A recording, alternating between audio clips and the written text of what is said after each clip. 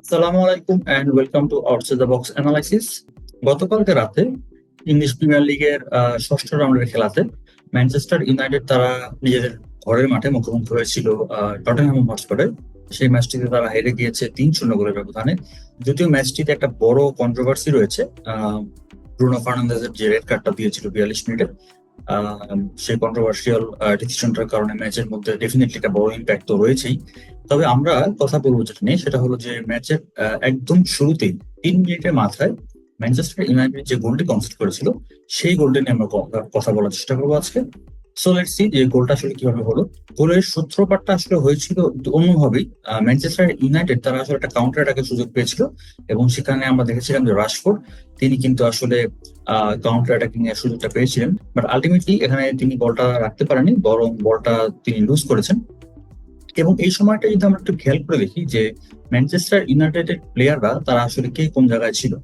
আমরা যদি দেখি যে উপরে তো রাশফোর্ডের সামনে গার্নাচো এবং জার্জি ছিলেন, এবং ব্রুনো ফার্নান্দেজ তিনি উঠে আসছিলেন। ইম্পর্টেন্ট ছিল লেফট ব্যাক দালো, তিনি আসলে অনেকখানি উপরে উঠে এসেছিলেন কাউন্টার অ্যাটাকে জয়েন করার জন্য। অন্যদিকে দুজন ডিফেন্সিভ মিডফিল্ডার মাইনু উপার্থে তারা ছিলেন, সাথে যদি লিসান্দ্রো মার্টিনেজ, ডেভিড জন সেন্টার ব্যাক, তার সাথে মাঝরাবি রাইট ব্যাক, তারা 5 জন নিচে ছিলেন। এবং সামনের দিকে অবশ্যই কাউন্টার অ্যাটাকের জন্য 5 জন প্লেয়ার উঠে এসেছেন। তার মধ্যে ইম্পর্টেন্ট ছিল দালোর মুভমেন্টটা। ইউজুয়ালি আমরা যেটা জানি যে একজন রাইট ব্যাক, লেফট ব্যাক, তাদের মধ্যে একজন যদি উপরে চলে আসেন, তাহলে আরেকজন অ্যাটলিস্ট নিচে থেকে যাওয়ার চেষ্টা করেন কাভারিং এর জন্য। সেক্ষেত্রে দালো যেহেতু উপরে উঠে এসেছিলেন, সেক্ষেত্রে মাজরাউইর উচিত ছিল ডিফেন্স লাইনে থেকে, তো তিনি ডিফেন্স লাইনে আসলে ছিলেন, কিন্তু কিছুটা সাইডে চলে এসেছিলেন, যেটা আমরা পরবর্তী অংশে দেখতে পারবো। সো রাশফোর্ড আসলে কাউন্টার অ্যাটাকিং এর চান্সটা মিস করেছিলেন, এবং সেক্ষেত্রে ভ্যান ডিভিন তিনি যখন বলটা উইন করেছেন, সেই মোমেন্টে আসলে যেটা হয়েছিল, রাশফোর্ড, গার্নাচো, জার্জি তারা তো উপরে ছিলেনই, একই সাথে ব্রুনো এবং দালো তারাও কিন্তু অনেক উপরে ছিলেন। কোন থেকে পিছনে মাইনু উগার্তে তারা তো ছিল, এবং তাদের সাথে ডিলিট, লিসেন্দ্রো মার্টিনেজ এবং মাজরাউই, এই 3 জন সহকারে মোট 5 জন পিছনে ছিলেন। ইম্পর্টেন্ট ছিল এক্ষেত্রে যে ভ্যান ডিভিন যখন বলটা উইন করেছেন এবং বল নিয়ে তিনি যখন সামনে প্রোগ্রেস করছেন, সেই মোমেন্টে আসলে অন্য প্রান্তে ডালো এবং জনসন যখন রয়েছেন, ডালো কিন্তু জনসনের পিছনে পড়ে গিয়েছিলেন। অর্থাৎ অলওয়েজ আমরা যদি দেখি যে গোলটা স্কোর করেছে জনসন, এবং জনসন অলওয়েজ ডালোর সামনেই ছিলেন। ডালো কখনোই আর জনসনকে কভার করতে পারেনি আর কি।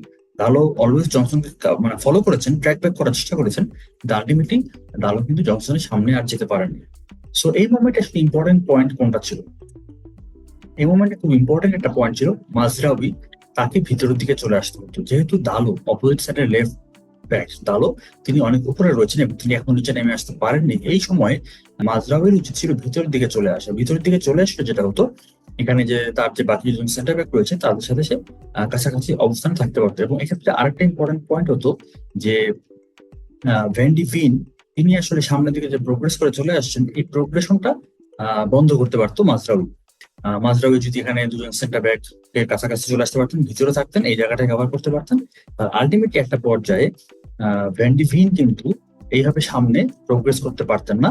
এবং প্রোগ্রেস করতে গিয়ে একটা পর্যায়ে যখন বাধা পেতেন, তখন আলটিমেটলি যেটা হতো যে তাকে হয়তো বা এই টিমো ওয়ার্নারকে পাসটা খেলতে হতো।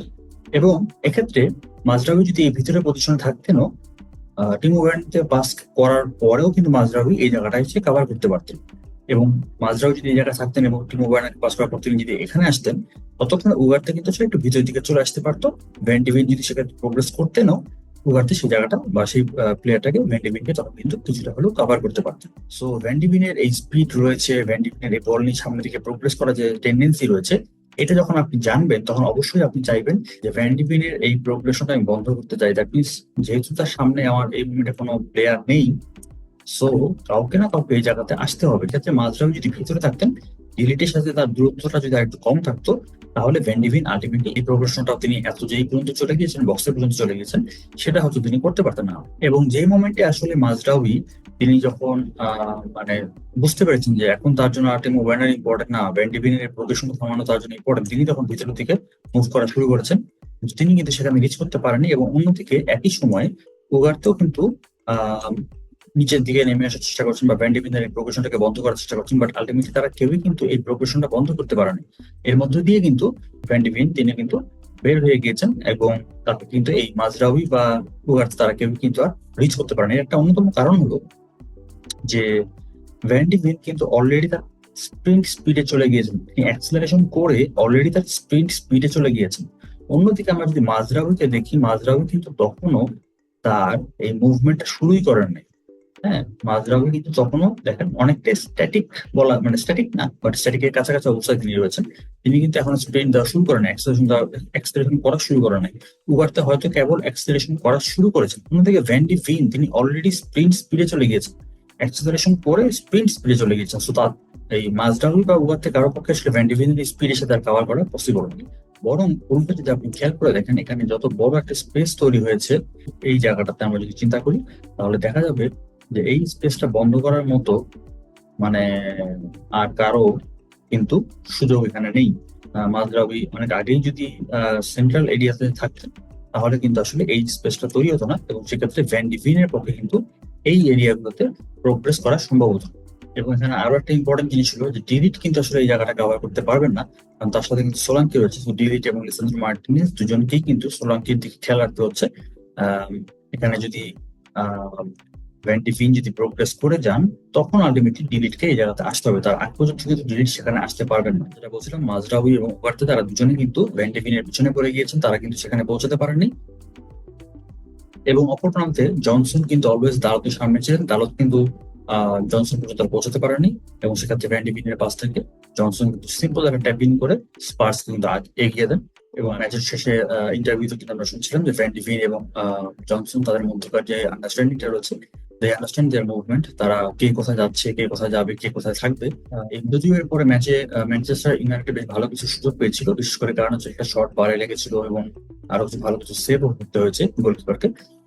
বাট 42 মিনিটে যখন ব্রুনো ফার্নান্দেজকে রেড কার্ড দেওয়া হলো তখন কিন্তু ম্যানচেস্টার ইউনাইটেডের জন্য ম্যাচটা আরো বেশি কঠিন হয়ে গেল, এবং আলটিমেটলি সেকেন্ড হাফে গিয়ে তারা আরো 2টি গোল কনসিড করেছে। আরো বেশি গোল কনসিড করতে পারতো, বাট আলটিমেটলি ম্যানচেস্টার ইউনাইটেডের জন্য খুব কঠিন একটা সিজন ওয়েট করছে। আমরা এই সিজনের শুরু থেকেই বলেছিলাম যে ম্যানচেস্টার ইউনাইটেডকে এই সিজনেও আসলে অনেক আপস এন্ড ডাউনস তাদেরকে পার করতে হবে। সো এরিক টেন হাগের জন্য একটা বড় চ্যালেঞ্জ ছিল যে তিনি আসলে এই সিজনটা শেষ করতে পারবেন কিনা। But let's see what happens. এই মুমেন্টে ম্যানচেস্টার ইউনাইটেড তারা রয়েছে টেবিলের 12 নম্বর পজিশনে, অন্যদিকে টেবিলের শীর্ষে লিভারপুল, আর্সেনাল, ম্যানচেস্টার সিটি এবং ইন্টারেস্টিংলি বা সারপ্রাইজিংলি চেলসি, তারা এখন টপ 4-এ রয়েছে। সো তাদের মধ্যকার এই ব্যাটেলটাও বেশ ভালোই চলছে। ম্যানচেস্টার ইউনাইটেড তারা এখন আর টপ 4-এ তো নাই, ধারে কাছেও নাই, তারা এখন টপ 10-এও আসলে তারা নাই। সো দেখা যাক তারা এই টপ 10-এর ভিতরে আসতে পারে কিনা, এবং আলটিমেটলি সিজন শেষে তারা 7, 8, 9 শেষ করতে পারে কিনা। Let's see. Thank you so much. আজকের মতো আমরা এখানে শেষ করছি। দেখা হবে পরে কোনো ভিডিওতে। সবাই ভালো থাকবেন। আসসালামু আলাইকুম।